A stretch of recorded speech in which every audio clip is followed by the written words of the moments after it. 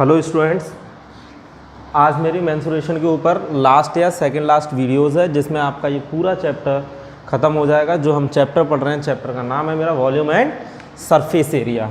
क्या नेम है चैप्टर का? चैप्टर है मेरा वॉल्यूम एंड सरफेस एरिया। मैं कोशिश करूँगा कि इसी वीडियो में ख़त्म हो जाए, वरना सेकंड लास्ट वीडियोस में ख़त्म हो जाएगा। मैंने आपसे बोला था कि आज मेरा लास्ट मेंसुरेशन, उसके बाद जैसे ही बच्चों की रिकमेंडेशन आएगी मैं उसी चैप्टर को सबसे पहले अपडेट करूँगा। तो एनसीईआरटी के अकॉर्डिंग, किसके according? NCERT according exercise number 13.3 start करेंगे हम। और ये exercise comparison to other both exercise में कैसी है? बहुत ज़्यादा आसान एक्सरसाइज है, तो इसको देखेंगे। और ये पेज नंबर है आपका, पेज नंबर 251 सारे बच्चे।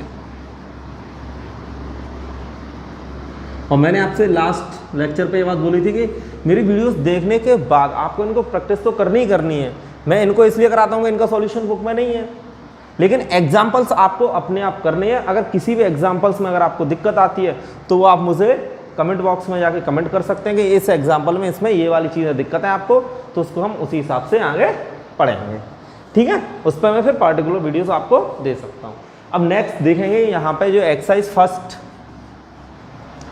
13.3 का क्वेश्चन नंबर फर्स्ट देखेंगे सारे बच्चे, ध्यान से मैं रीड कर रहा हूँ। ठीक है, क्वेश्चन में क्या है? अब मेटेलिक स्फीयर ऑफ रेडियस कितनी है? 4.2 is melted and recast into a shape of cylinder of radius 6 centimetre, find the height of the cylinder. देखो बहुत ही आसान क्वेश्चन है।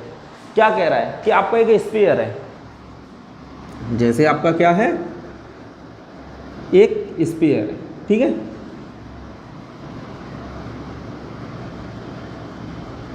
ये इसको आपने क्या किया है? रिकास्ट किया है। और रिकास्ट करके क्या बनाया है? एक सिलेंडर बना रहे हो आप। क्या बना रहे हो? सिलेंडर। तो सीधी सी बात है, कोई भी शेप को आप कन्वर्ट कर रहे हो एक शेप से दूसरे शेप में, तो उनके जो वॉल्यूम होते हैं कैसे होते हैं? सेम। वॉल्यूम कैसे होते हैं? सेम। मतलब मैंने आपको ये बताया है कि कभी भी आप एक से दूसरे में क्या कर रहे हो? कन्वर्ट कर रहे हो, तो उस केस में क्या होता है? वॉल्यूम हमेशा कैसा रहता है? Remains same. ठीक है, इसके अलावा हम यहाँ से आएंगे तो चेंज क्या होता है? और सरफेस एरिया क्या हो जाता है? चेंज। दोनों का जो सरफेस एरिया निकल के आया वो क्या होगा? हमेशा आपका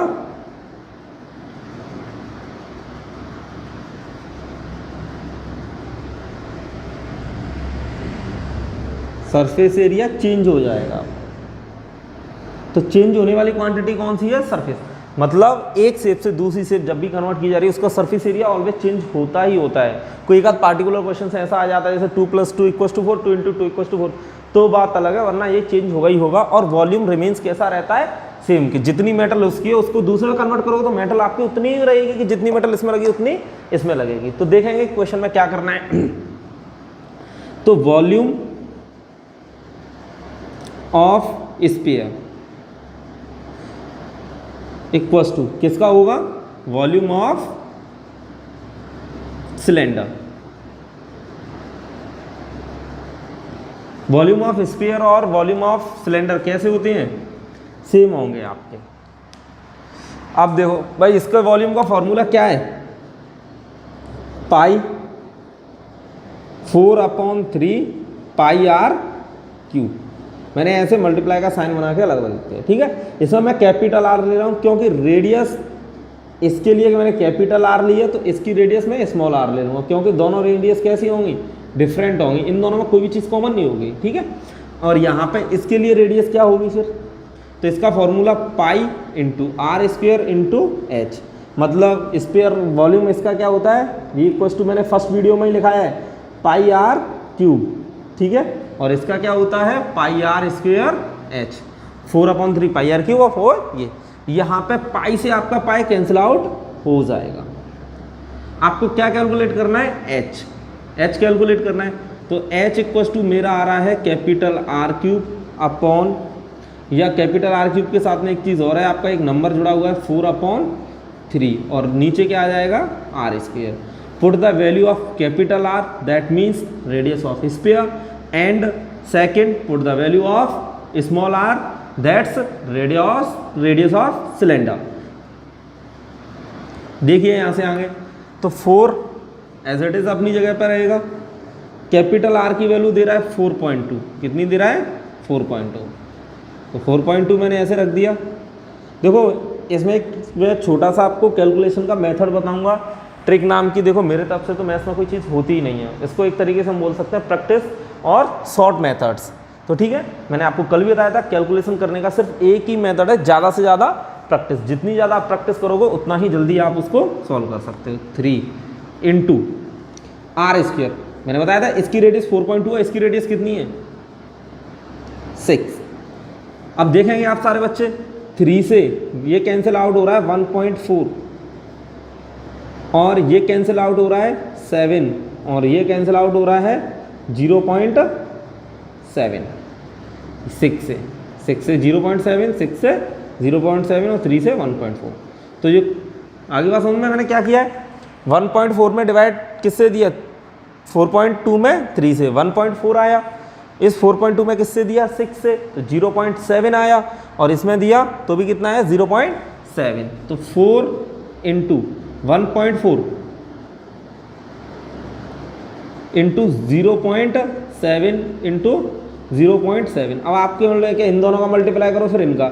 अगर मैं इस चीज़ को थोड़ी देर के लिए अगर ऐसे लिख दूं, किसी बच्चे को दिक्कत ना आए तो ध्यान से देखना। 4 को मैंने 4 लिखा, इसको मैं लिख सकता हूँ 2 × सबको पता है 0.7। 14 का मतलब 2 × 7 होता है, तो एक पॉइंट है तो किसी एक पे पॉइंट लगा लो, या 2 पे या 7 पे, पर मैं इस पे लगा रहा हूँ। क्यों लगा रहा हूँ कि ये सारे एक जैसे हो जाएंगे। और एवरी स्टूडेंट को 7 का क्यूब जरूर याद होगा। क्या होता है 7 का क्यूब कितना होता है 343। तो 0.7 का क्यूब किसका 0.7, तो 0.7 का क्यूब होगा 0.343। 1.3 टाइम्स मल्टीप्लाई हो रहा है, कितने टाइम्स मल्टीप्लाई हो रहा है 3 टाइम्स। तो ऐसे करके देख लो 0.7 × 0.7 × 0.7, 3 टाइम्स मल्टीप्लाई हो रहा है। ये तो 343 आ गया, डायरेक्ट क्यूब याद होता है 1 2 3, तो 1 2 3 3 पे आके पॉइंट लग जाएगा। तो कितना आया 8 × 0.343। मल्टीप्लाइड किससे करना है 8 से। अब देखो मैं भी आपके सामने ही मल्टीप्लाई कर रहा हूँ, कोई रफ में जाके अलग से मल्टीप्लाई नहीं किया कि मैंने अलग से मल्टीप्लाई किया, बहुत बड़ी कैलकुलेशन नहीं ना, आपके सामने ही तो किए। ऐसे ही आपको करना है, इतना ही 2 से 3 मिनट 4 मिनट से ज़्यादा क्वेश्चन में लगने नहीं चाहिए। मैं तो फिर भी आपको समझा रहा हूँ, आपके साथ डिस्कस कर रहा हूँ, इसलिए टाइम लग रहा है। और इतना ही टाइम आपका भी जब ही लगेगा जब आप इसकी बहुत ज़्यादा प्रैक्टिस करेंगे। तो देखिए 8 से 24 2, ठीक है भाई, 8 3 सा 24 2, 8 4 सा 32 32 और 2 34 3, 8 4 सा 24 2 7, ठीक है। 3 पॉइंट पे मैंने क्या लगा दिया, तो मल्टीप्लाई करके आ रहा है 2.744। अब जैसे इसकी यूनिट सेंटीमीटर में, तो आप क्या लिख दोगे सेंटीमीटर। हाइट कितनी आ गई सेंटीमीटर। तो फर्स्ट क्वेश्चन सबका क्लियर हो गया होगा। इसके बाद जो मैं कराने जा रहा हूँ आपको, क्वेश्चन नंबर करा रहा हूँ सेकंड। तो सेकंड क्वेश्चंस देखेंगे सारे बच्चे, क्या है रीड करो भाई। सेकंड क्वेश्चन देखो, मुझे तो इतना कराता हूँ कि मोस्टली क्वेश्चंस याद से हो जाते हैं। अगर कहीं मिस्टेक भी हो रही होगी तो ऐसे लगने लगता है कि मिस्टेक, तो ये चीज़ें कहीं से नहीं आती। ऐसा थोड़ी ना है कि मुझे किसी ने नहीं पढ़ाया होगा या मैं किसी से नहीं सीखा होगा। कहाँ से आई चीज़ें, एक ही वर्ड है प्रैक्टिस। और मेरी जितनी भी वीडियोज़ आएंगी आपको उसमें सिर्फ एक चीज़ ही सुनने के लिए मिलेगी कि हमको क्या करनी है प्रैक्टिस। आप जितना ज़्यादा टाइम अपने पेन कॉपी को दोगे उतनी ही आपकी मैथ्स स्ट्रांग होती जाएगी। मैथ्स का सिर्फ एक ही रूल है, कोई मेथड कोई शॉर्टकट कुछ भी नहीं है। आपको सिर्फ ज़्यादा से ज़्यादा टाइम अपने पेन कॉपी के साथ किसको देना है, बुक अपनी मैथ्स को। जितना आप उसको टाइम दोगे उतना ही आपका क्या होगा स्ट्रांग हो जाएगा। तो नेक्स्ट देखते हैं। हाँ, अभी मैंने आप लोगों के लिए वीडियो इस तरीके से डालना शुरू किया है क्योंकि टाइम की कमी है। तो सेकेंड टर्म के एग्ज़ाम के बाद, उसके बाद बहुत जल्दी ही मेरी IIT, NDA, क्लास 12 और 10 इन पर बहुत जल्दी वीडियोस आने वाली हैं। जब तक आप अपने आराम से पेपर देके तैयार हो जाइए, बहुत ज़्यादा इंटरेस्ट आने वाला है आगे पढ़ाई में। देखिए बेटा, question number second, a metallic sphere of radius 6 centimetre, 8 centimetre and 10 centimetre respectively. क्या बोला है क्वेश्चन में? मेटेलिक स्फीयर्स, कितने स्फीयर्स हैं जिनकी रेडियस 6, 8, 10, तो तीनों सीक्वेंस में लिख दिए रेस्पेक्टिवली। तो कितने हो गए मेरे पास? 3 स्फीयर और तीनों की radius are melted to form a single solid sphere. और उन्होंने क्या किया? तीनों को मेल्ट किया और क्या कर दिया? एक और बना दिया आपका दूसरा। आपको उसका क्या फाइंड करना है? रेडियस फाइंड करना है। तो देखो बेटा ध्यान से देखना, एक स्फीयर आपका ये रहा, ये रहा और ये रहा, इन तीनों को मिला के, ठीक है, मैंने थोड़ा बराबर से बना दिया। आप चाहो तो छोटे बड़े बना लेना, ऐसी कोई दिक्कत वाली बात नहीं है। इसको थोड़ा छोटा बना लेना। ये 6 का है और ये 8 का है। उन्होंने इन तीनों को मिक्स किया है। क्या किया है? मेटल के रिकास्ट कर दिया। रिकास्ट करके तीनों का जो वॉल्यूम होगा उससे एक ये बन के आया है एक और, ठीक है। ये स्फीयर बनाया उसने इन तीनों से। तो भाई सीधी सी बात है, इसका वॉल्यूम कितना है? V1, इसका वॉल्यूम है V2 और इसका वॉल्यूम क्या है? V3। अब देखो तीनों को आपने क्या कर दिया? मिक्सअप कर दिया या तीनों को मिला दिया, तीनों एक साथ हो गए। तो तीनों एक साथ होने का मतलब क्या है? जितनी मेटल इन तीनों की उतनी मेटल इसकी हो जाएगी। तो तीनों मिल ही तो रहे हैं। सरफेस एरिया इसका हमेशा चेंज हो जाता है, ठीक है। क्योंकि सरफेस एरिया मतलब ये नहीं होता उसमें कितनी मेटल लग रही है, उसका मतलब वो कितने पार्ट को कवर कर रहा है। और यहाँ पे मतलब क्या है कि इसमें कितनी मेटल लगी है। तो इसका जो एरिया है, वॉल्यूम आएगा, वो कितना आएगा? V4, ठीक है। क्या होगा? रिमेन सेम रहता है। तो वॉल्यूम ऑफ स्फीयर 1, ठीक है, अकॉर्डिंग टू क्वेश्चन में ऐसे ही लिख दे रहा हूँ, या फिर ऐसे लिख लो सारे बच्चे, लिखना चाहो तो volume of sphere first plus volume of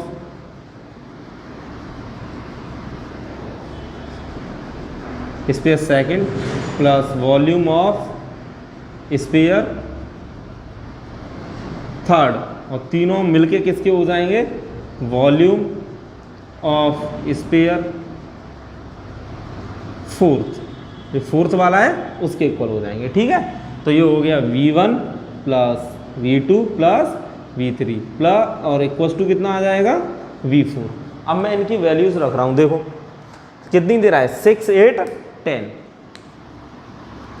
तो सबसे पहले 4/3 पाई R1 का क्यूब प्लस 4/3 पाई R2 का क्यूब प्लस 4/3 पाई R3 का क्यूब इक्वल्स टू 4/3। चाहो तो इसे R4 का क्यूब लिख लेना, वरना कैपिटल R बना देना, ठीक है। क्यूब हो गया। अब देखो 4 पाई हर जगह कॉमन है, यहाँ से इन सब का कॉमन लेके कटा है भाई। ऐसे नहीं किया है कि इसका है और इस दिन सब में आ रहा है, मैंने क्या इन दोनों में से कॉमन लिया। कॉमन लेने का मतलब कैसे हो जाएगा कि इस लाइन को चाहो तो ऐसे कैंसिल आउट ना करने के बजाय आप ऐसे भी लिख सकते हो, पाई R1 क्यूब। ध्यान रखना इस बात पर, बहुत सारे बच्चे गलतियां करते हैं।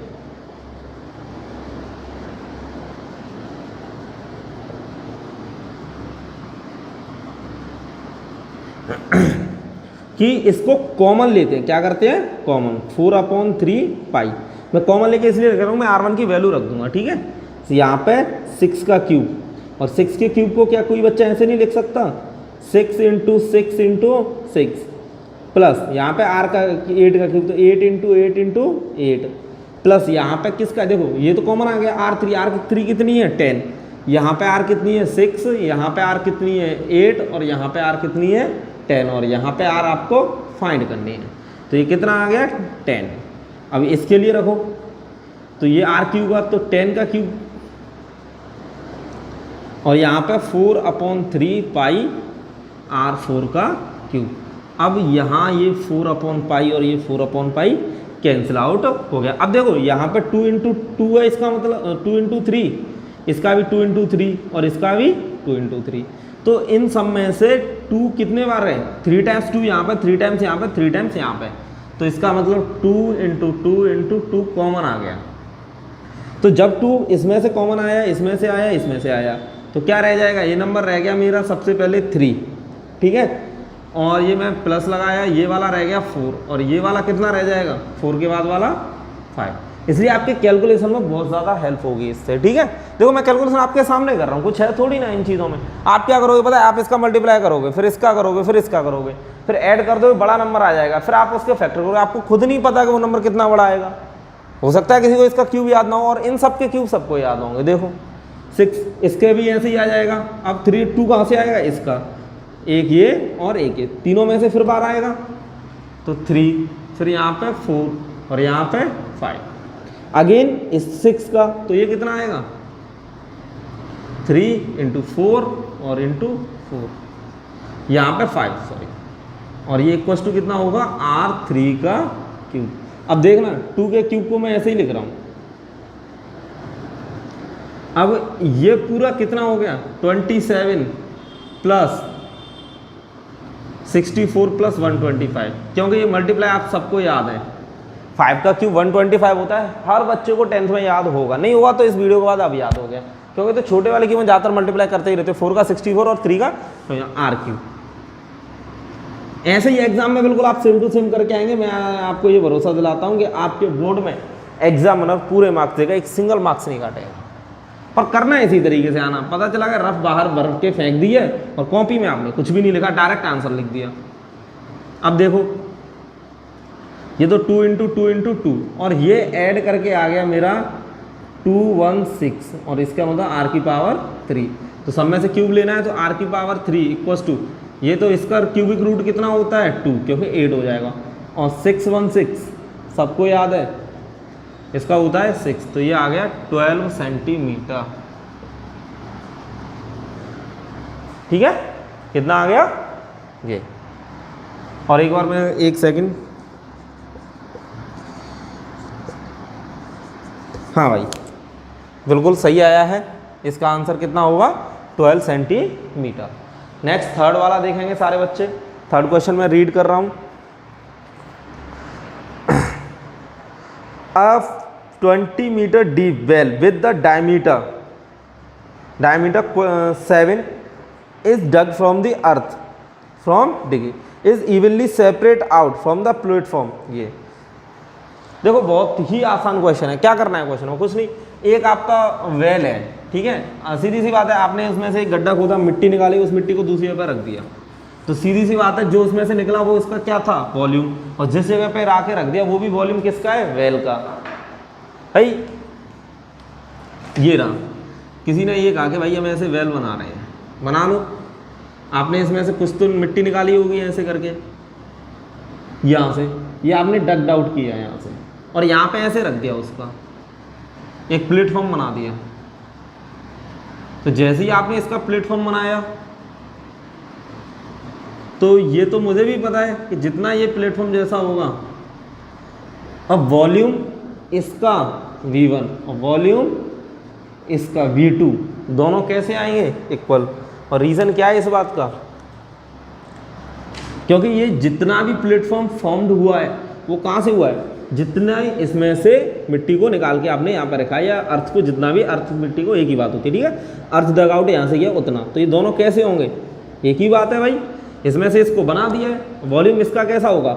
अब आपको फॉर्मूले वॉल्यूम के याद होने चाहिए। इसका वॉल्यूम होता है πr²h, और इसका होता है LBH, L × B × H, ठीक है। क्वेश्चन के अकॉर्डिंग आपसे बोला है a well is 20 metre deep. कितना डीप है ये, यहाँ से यहाँ तक, ये इसकी डीपनेस, और कितनी है ये 20 मीटर, और डायमीटर कितना है 7, डायमीटर कितना है 7, ये क्या है डी की वैल्यू। तो रेडियस मैंने आपसे पहले ही बता दिया है, हाफ ऑफ डायमीटर। क्या बता दिया रेडियस के लिए मैंने आपको, हाफ ऑफ डायमीटर, तो ये कितना हो गया 7/2 डायमीटर हो गया। रेडियस मिल गई आपको, और क्या मिल गई, हाइट। अब हम इसकी डायमेंशंस की बात कर लेते हैं आपसे। उसने क्या बोला है क्वेश्चन में, evenly separate out to a platform 22/14। तो फर्स्ट वैल्यू दे रहा है L की, ये है L, कितना है ये 22, और ये वैल्यू किसकी है B की, ये वाली, ठीक है, कहीं भी लिख लो, यहाँ लिखो या यहाँ, ये कितना है 14। आपको जो फाइंड करना है वो इसका एच फाइंड करना है। क्या फाइंड करना है? एच। तो सीधी सी बात है, इसको इसके इक्वल रख दो, एक बार में आंसर है आपका। तो V1 इक्वल्स टू V2, और आप चाहो तो ऐसे भी लिख सकते हो,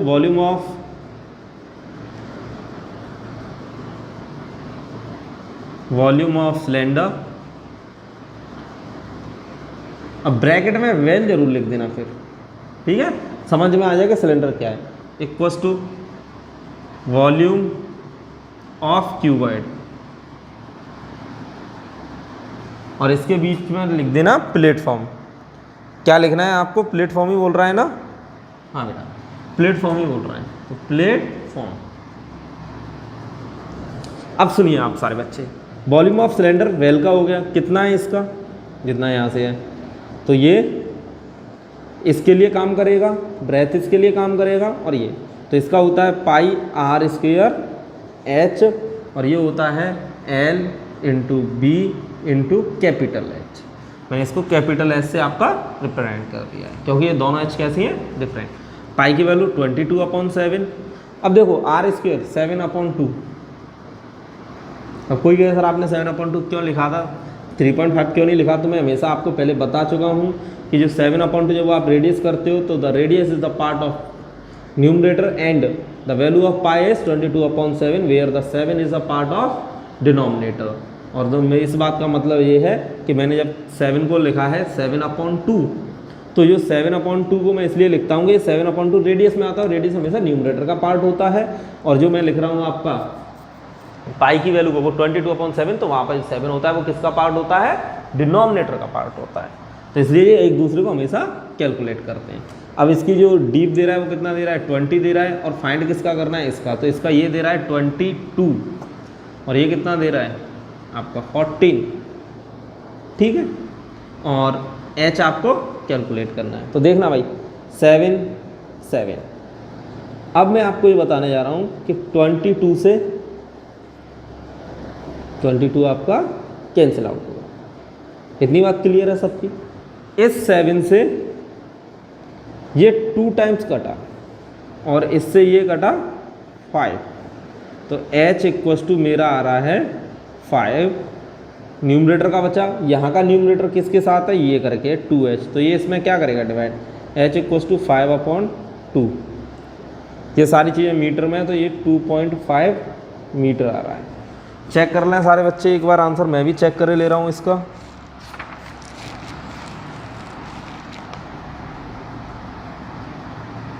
ठीक है, 2.5 मीटर ही इसका आंसर उन्होंने दिया है। अब हम देखेंगे यहाँ पे क्वेश्चन नंबर 4। क्या देखेंगे? क्वेश्चन नंबर 4, ठीक है, देखना अच्छा क्वेश्चन है। क्वेश्चन नंबर 4 में कुछ नहीं है, वो भी सेम इसी के ऊपर है, और मैंने आपको एक कंसेप्ट पढ़ाया था सारे बच्चों को यूनिफॉर्म एरिया का। किसका कंसेप्ट पढ़ाया था? यूनिफॉर्म एरिया का। तो यूनिफॉर्म एरिया में कुछ नहीं है खास ज़्यादा। हाँ, अगर ये सबके समझ में आ गया होगा मैं इसे मिटा दे रहा हूँ। देखो कैलकुलेशन यहीं की यहीं हो रही है, कोई क्वेश्चन ऐसा नहीं है जिसकी कैलकुलेशन रफ वर्क के लिए भी जा रही हो, और फिर भी अगर आप कर रहे हो तो फिर एक ही बात याद रखना कि आपकी सिर्फ प्रैक्टिस में कमी है और किसी में कोई कमी नहीं है। और हाँ, एक्सक्यूज़ कभी मत रखना किसी से भी, क्योंकि अगर किसी बच्चे के मार्क्स कम आते हो तो एक्सक्यूज़ तो हर इंसान के पास होता ही होता है। और मेरा मानना है कि जो बच्चा एक्सक्यूज़ दे रहा है तो वो कहीं ना कहीं अपनी कमी को छुपा रहा है, और किसी ना किसी बात जेन्युइन एक्सक्यूज़ भी होते हैं। अब देखो उसने बोला है a well of diameter 3 metre is dugged 14 metre. उसने बोला कि एक वेल है आपका, ठीक है, वेल का मतलब तो समझ ही रहे हैं, ये लो कितना है ये 3। इसका जो उसने क्या दिया है, इसका 3 मीटर डायमीटर दे रहा है। इसका क्या दे रहा है? डायमीटर देखना। और डीप कितना है ये? डीपनेस में इसके अंदर ले रहा हूँ ये रहा, ठीक है। और डीप है ये आपका, क्वेश्चन में दे रहा होगा 14 मीटर। डीप कितना दे रहा है? 14 मीटर। 3 मीटर इतना मैंने क्वेश्चन पढ़ लिया था। क्वेश्चन पढ़ लिया, a well of diameter 3 metre is dug 14 metre deep the earth taken out. अब उसने क्या किया कि इसमें से अर्थ मतलब इसमें से जो मिट्टी निकल के आ रही है उसे निकाला है। क्या किया है, निकाल के इसके बाहर ही बिछाना शुरू किया है, ठीक है। Out it has been spread evenly all around in the same shape of circular ring with width 4 metre to an embankment. Embankment का मतलब होता है कि इसका बैंक का मतलब तो समझिए कि उसके पास आसपास का एरिया, यहाँ पर क्या है वेल, तो वेल के आसपास का जो इस तरीके का जो एरिया होगा इसे क्या बोले, एम्बैकमेंट, ठीक है। इसके अलावा इसमें कितनी है, 4 मीटर विड्थ के साथ है। Find the height of the embankment. क्या कह रहा है आपसे, आपको इसकी हाइट कैलकुलेट करनी है। अब देखो मैं इसको पहले बना रहा हूँ, सारे बच्चे ध्यान से देखना एम्बैकमेंट होता क्या है या कैसा दिखेगा आपका। एम्बैकमेंट ऐसा करके बनेगा बेटा, सीधी सी बात है। अगर किसी बच्चे ने पुराने जो जिन बच्चे गांव वगैरह में जाते होंगे तो वो अक्सर देखते हैं कि वहाँ पे क्या होता है, पुराने कुएं होते हैं, तो कुएं पे जब आप जाओगे तो कुआं होता है बीच में, उसके चारों तरफ इसी तरीके से एक प्लेटफॉर्म होता है, जो प्लेटफॉर्म ऑल अराउंड एम्बैकमेंट ऐसे करके, the platform all around embankments that's called या embankment, the platform all around well that's called, किसको बोलेंगे हम, एम्बैकमेंट। ये आपका इस तरीके से शेप होती है, कोई भी बच्चा जो भी यहाँ गांव वगैरह में रहता होगा वो देखता होगा, ऐसे करके होता है। अब इसका क्या है, देखो बेटा इसका एक यूनिफॉर्म एरिया होगा, कहाँ से होगा, ये वाला एरिया होता है, ये वाला पार्ट ऐसे करके आपको ये निकालना है।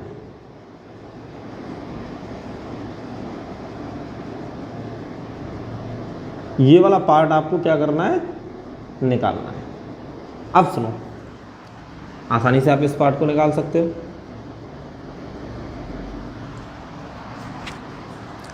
ठीक है, ये वाला। अब आपको इसकी हाइट निकालनी है, हाइट ये मैंने सारे बच्चों को ये समझा रखा है कि किसी भी इसका, अब देखो ये एम्बैकमेंट जैसा इधर यहाँ होगा वैसा ही यहाँ पे है, और सेम इसकी जो रिंग बन रही है या जो इसका पाथ बन रहा है वो भी सेम होगा। तो ये बच्चे सारे जानते हैं, या जिन्होंने मेरी वीडियो स्टार्टिंग से देखे तो मैंने आपको एक ही बात बताई है कि जो इसका वॉल्यूम और इसका वॉल्यूम अगर इक्वल है तो किसी भी उसमें यूनिफॉर्म हाइट हो, वो क्या होता है, क्रॉस सेक्शन एरिया। कैसा area, uniform cross section area होता है। तो उसमें आप उसकी हाइट से मल्टीप्लाई कर देंगे तो क्या आ जाएगा, एरिया, वॉल्यूम आ जाएगा। क्या निकल आएगा, वॉल्यूम। तो कैसी इसका हमें यूनिफॉर्म एरिया चाहिए। अब देखो इसके लिए मैं आपको बताऊं, ये वाला आपको पाथ चाहिए तो ये रेडियस निकालनी है, और ये वाली रेडियस कितनी होगी, तो यहाँ से लेके विड्थ कितनी है, 4, ठीक है। और रेडियस मुझे कितनी चाहिए, यहाँ से लेके यहाँ तक की चाहिए पूरी।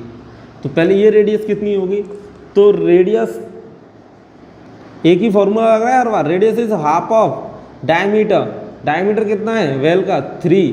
तो रेडियस ऑफ वेल कितनी आ गई मेरी, 3/2, या मैं इसको 1.5 लिख रहा हूँ, ठीक है।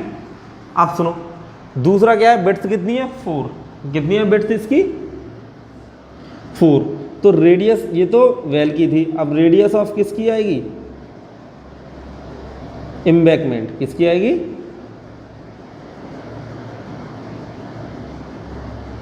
एम्बैकमेंट। एम्बैकमेंट की रेडियस कितनी हो जाएगी, 4। तो देखो सारे बच्चों को ये दिखाई दे रहा है, यहाँ से लेके यहाँ तक का 4 है, और ये वाला पार्ट इसमें क्या होगा, ऐड होगा जब ये पूरे उसका बनेगा।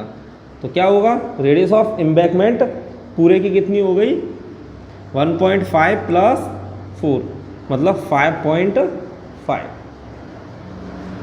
और सारे बच्चे एरिया रिलेटेड टू सर्कल में पढ़ के आए हैं, किसमें, एरिया रिलेटेड टू सर्कल में। ये लो, अब देखो वेल का तो मुझे चाहिए नहीं, यहां से तो मिट्टी निकल रही है, किस वाले पोर्शन में डल रही है, इसमें। और इसका एरिया निकालने का क्या मेथड है, क्या मेथड है भाई इसका वॉल्यूम, इसका एरिया निकालने का,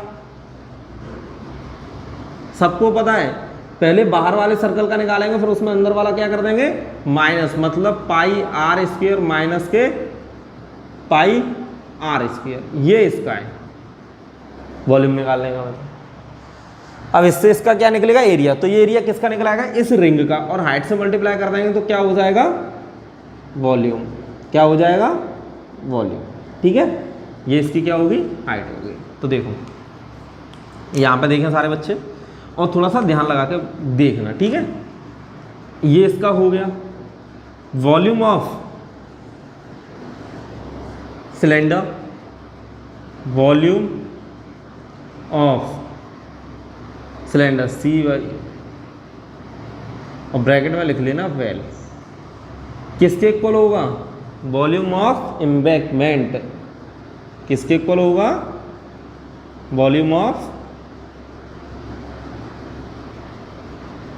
और ब्रैकेट में क्या आएगा, एम्बैंकमेंट के बाद क्या आएगा, वॉल्यूम ऑफ सिलेंडर, और यहाँ पर होगा वॉल्यूम ऑफ एम्बैंकमेंट, और ब्रैकेट में आपको एक ही चीज़ लिखनी है। ये मैंने यहाँ पे एम्बैंकमेंट पहले लिख दिया है, तो आप यहाँ पे क्या लिखोगे, सेल हो जाएगी पूरी, ठीक है, या फिर आप ये लिख लो। तो इसके लिए देखो मैंने क्या बताया, क्रॉस सेक्शन एरिया से, तो सिलेंडर का तो सबको पता है पाई आर स्क्वेयर एच, तो मैं इसको R1 स्क्वेयर एच रखूँगा, क्योंकि यहाँ पे रेडियस 3 लग रही है भाई, ठीक है। और ये भी मैं कौन सी यूज़ कर रहा हूँ, कैपिटल H, और 2 हाइट हैं, क्योंकि ये 2 रेडियस तो इन दोनों की हो गई और एक इसकी। अब वो बात अलग है कि जो इसकी रेडियस है वेल की, वो यहाँ पे स्मॉल वाले से क्या है, बिल्कुल सेम है। तो इसके लिए एम्बैंकमेंट के लिए क्या फॉर्मूला हो गया, बताओ, एम्बैंकमेंट के लिए वॉल्यूम का, तो पहले क्या निकालेंगे हम, इसका एरिया, और मल्टीप्लाई किससे करेंगे, हाइट से, ठीक है, किससे करेंगे, हाइट से। तो यूनिफॉर्म एरिया कितना है, पाई आर स्क्वेयर माइनस के R1 का स्क्वेयर और इंटू एच, क्या है, इंटू एच, ये बन रहा है। अब इसमें देखेंगे सारे बच्चे, पाई तो पहले कॉमन लेके कैंसिल आउट होगा ही सबका, सीधी सी बात है। पाई मैंने क्या कर लिया, कॉमन ले लिया, R1 square H equals to, देखो मैं चैप्टर को चाहूँ तो और अच्छे तरीके से और डीप में जाके पढ़ा सकता हूँ, पर मेरे पास जो सबसे ज़्यादा दिक्कत है, और आप लोगों को इस समय सबसे ज़्यादा ज़रूरत है, कम टाइम में ज़्यादा से ज़्यादा पढ़ाने की, ठीक है, कि मैं आपको कम टाइम में ज़्यादा से ज़्यादा पढ़ा पाऊँगा और आप ज़्यादा से ज़्यादा मुझसे पढ़ पाएँ। इसलिए ही मैंने आपको सिर्फ क्या बताया, क्या करना है आपको यहाँ पे, कि आपको जल्दी से जल्दी क्वेश्चन निकालना सीखना है। मैं ज़्यादा डीप में क्वेश्चन के मैं नहीं जा रहा, वैसे मैं बहुत डीप आप लोगों को बता रहा हूँ, बहुत अच्छे तरीके से समझा रहा हूँ, पर और ज़्यादा डीप में जा सकता हूँ, पर क्यों नहीं जा रहा, मैं इसीलिए नहीं जा रहा। पाई से पाई कैंसिल हो गया, ठीक है, इतनी बात समझ में आ गई।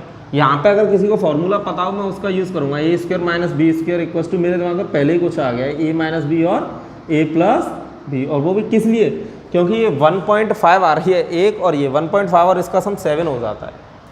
तो देखो बेटा, आपको h निकालनी है, तो h इक्वल्स टू क्या हो गया, R1 स्क्वेयर एच अपॉन ये वाला पूरा आ जाएगा, R1 माइनस R1, और ये हो गया R1 plus, sorry, capital R plus small r1, ऐसे करके लिखते हैं। तो h इक्वल्स टू R1 कितना है भाई, वेल का, वेल की कितनी है, 1.5 इंटू 1.5, h कितना है इसका, वेल का 14। अब सुनो, r माइनस आर मतलब R माइनस आर कितना आ जाएगा, R1 कितना आ जाएगा, कैपिटल R कितना है। देखो इसको मैं यहाँ समझा रहा हूँ या फिर इधर समझ लो, मैं वैसे तो क्वेश्चन में डायरेक्ट लिख सकता हूँ, फिर भी आप समझने की कोशिश करें। मैं यहाँ पे लिख रहा हूँ, तो ये कितना होगा मेरा, R माइनस R1, कितना, R माइनस R1। अब देखो कैपिटल R ये रहा 5.5 आपने निकाल लिया है, और ये कितना है 1.5 माइनस 0.5 गया और 4 बचा मेरा यहाँ से, कितना बचा 4। इसके अलावा यहाँ से और क्या बच रहा है, सुनो, इसको मैंने ऐड किया 1.5 और ये 5, R1 R प्लस R1, तो 5.5 प्लस 1.5, तो ये बन रहा है मेरा 7। तो यहाँ से ये कितना आ गया निकल के 5.5 माइनस 4, और ये मेरा निकल के कितना आ रहा है 7। इससे कितने टाइम्स कट रहा है 2 टाइम्स, और 2 से ये कितना कट रहा है 2 टाइम्स। तो h इक्वल्स टू 1.5 इंटू 1.5, ये हो गया 2.25 अपॉन 2, 2 से डिवाइड दे, तो ये गया 1, इसमें गया तो 0.1 और इसमें गया तो 2 और 0 होके 5, ये आ रहा है मेरा हाइट। एक बार सारे बच्चे इसको दोबारा अगर समझना चाहे तो मैं समझा सकता हूँ, पर इसलिए कुछ है नहीं, जो चीज़ें मैंने आपको इसमें बता दी थी वो बता दिया। अब लास्ट में इसका फोर्थ वाले का आपको क्या बता रहा हूँ, 1.1.5 मीटर। ठीक है, बाकी के जो सारे क्वेश्चन हैं उसमें ज़्यादा भी कुछ नहीं है। फिफ्थ वाला क्वेश्चन है, अब सुनो, पहले मैं इतना ही वीडियो अपलोड करूँगा, 4 क्वेश्चंस आपके प्रैक्टिस हो जाएंगे। मैंने क्या किया था, कुछ नहीं किया आपका, ये इसका वॉल्यूम आराम से निकाल लिया था। मैंने यहाँ पे जो बताया आपको सिर्फ इसके बिट्स के बारे में बताया, और ये कहाँ से निकला था कि इस तरह का इसका ऊपर से आप देखोगे तो ऐसा दिखाई देगा, ये तो यहाँ से हट चुका है। तो इसको निकालने का एक ही फॉर्मूला पड़ा, और सारे बच्चे चैप्टर नंबर 12 एनसीईआरटी अकॉर्डिंग कौन सा है, एरिया रिलेटेड टू सर्कल, उसमें पढ़ के आ चुके हैं। क्या है इसका, यहाँ पे पाई r square minus pi r square, मतलब बाहर वाले सर्कल के ये निकला है। और ये यूनिफॉर्म एरिया कैसा रहता है, पूरे में फिक्स रहता है। और ये सारे बच्चों को पता होना चाहिए कि जब यूनिफॉर्म एरिया में हम किसी भी हाइट से मल्टीप्लाई करते हैं तो शेप का जहाँ तक हाइट होती है वहाँ तक का वॉल्यूम निकल के आ जाता है। और मुझे इसी एम्बैंकमेंट की हाइट निकालनी थी, तो एरिया मुझे मिल गया इसका यूनिफॉर्म, क्योंकि यूनिफॉर्म है हर जगह, तो इसकी हाइट कहाँ है, यहाँ है। ठीक है, ये कोन वाले केस में काम नहीं करता, क्योंकि वहाँ पर यूनिफॉर्म नहीं होता है, उसका एरिया नीचे से क्या होता है, कम होता रहता है ऊपर जाते जाते। तो यहाँ पे ये एरिया, और इसमें मैंने किससे कर दिया, हाइट से। और ये सिलेंडर का वॉल्यूम है भाई, वेल का, ये सबको पता है। और यहाँ पे मैंने ये रखा, ये फॉर्मूला। अब कोई बच्चा कह दे कि सर इसमें आपको अलग कैलकुलेशन कहीं नहीं पड़ी है, तो तुम भी देख के बता सकते हैं। 1.5 4 हो जाएगा, इन दोनों प्लस किया तो 7 हो, कैलकुलेशन आसान है। लास्ट में इन दोनों का 15 का स्क्वायर सबको याद है कितना होता है, 225, लेकिन 1.2.1 है तो 2.25, और डिवाइड से इतना ही यहाँ पे आंसर खत्म होता है। और इसी के बाद आगे मैं आपके लिए बता रहा हूँ, यहाँ पे मेरे क्वेश्चन खत्म होते हैं, question number 1 to question number 4। और मैंने उस दिन भी आपसे बोला था कि आप पर डे इसकी वॉल्यूम एंड सरफेस एरिया वाले की प्रैक्टिस करेंगे ही करेंगे। मोस्ट ऑफ स्टूडेंट्स की जो मिस्टेक होने के चांस है वो किस चैप्टर में, इसमें। मैंने कहा था ना, ये वाली exercise comparison to first 2 exercise is very easy. तो यहाँ से आगे अब आप जो देखेंगे क्वेश्चन और भी आसान है, और जो आने वाले क्वेश्चन है वो बहुत ज़्यादा इंपॉर्टेंट है। या इस एक्सरसाइज को लास्ट के 8 और 9 नंबर पर क्वेश्चन है वो बहुत ज़्यादा इंपॉर्टेंट क्वेश्चन है।